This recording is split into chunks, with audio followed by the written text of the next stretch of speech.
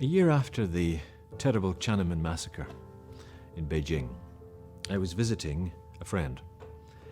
He was a professor. I was visiting him unannounced. I knocked on his door. He opened it up and he was in a beautiful Chinese suit. And he said, "Oh, come in." And there were 3 other elderly men in the apartment. And they said, "Come, we are raising a glass and toasting the person who brought the largest revival in the world to China." I said, "I'll raise a glass to that man." I thought they would say a name like Watchman Nee or Wang Mingdao. So they all raised their glasses. And then they said, "To Mao Zedong. To Mao Zedong."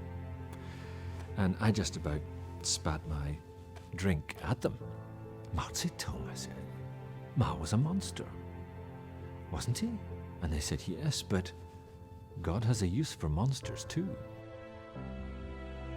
And I said, "Well, how did Mao bring good to the church?"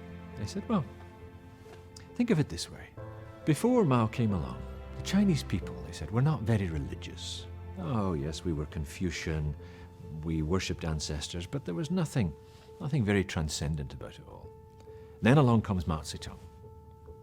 And he stands up, and in his first speech he said, 'We are going to build heaven on earth.' Heaven on earth," he said. "And we're going to do it with faith. Faith in the truth." And then he organized everybody into little, what he called struggle meetings, but they were really churches. And they were repentance meetings where you had to take the red book, his sayings, and you had to read them, and you had to say, "Oh, I have not come up to the standard of Mao." And you repented in front of everybody, and you were forgiven. And then he would come out at the height of all this to the balcony in Tiananmen Square. Millions would gather, and they would take their little red books, and they would go like this towards him. And he would just hold his hands out like this. He wouldn't say a word, and they would go like this again. And he said, "Do you know what Mao was teaching us? What were they doing in the square?" He was teaching the Chinese people to worship. Worship. Worship him, of course. And I said, "Well, what good is that?" I said, "Well, wait for the story." Mao dies in 1976. Now, gods aren't supposed to die.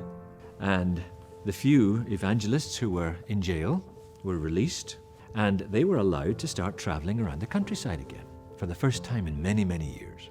And they would get to a village, and they would start to speak about Jesus Christ, and the people would say, "Stop!" And they would say, "What?" "We want to believe," they would say. And the whole village would just believe, again and again and again. Revival swept through the land.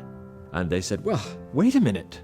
We've got a Bible. We've got a lot to tell you." They said, "We can see what's happened. We thought Mao was God, but he can't be God because he's dead. Gods don't die.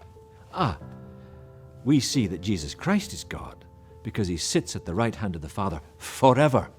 We will give our worship to Jesus now."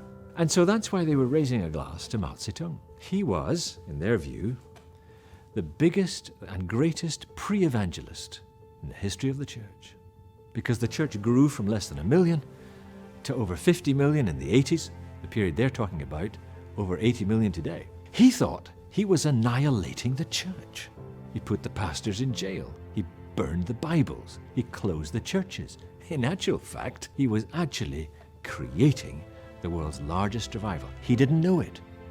That's why they raise a glass and thank God for Mao Zedong. God has the last laugh, and so do we.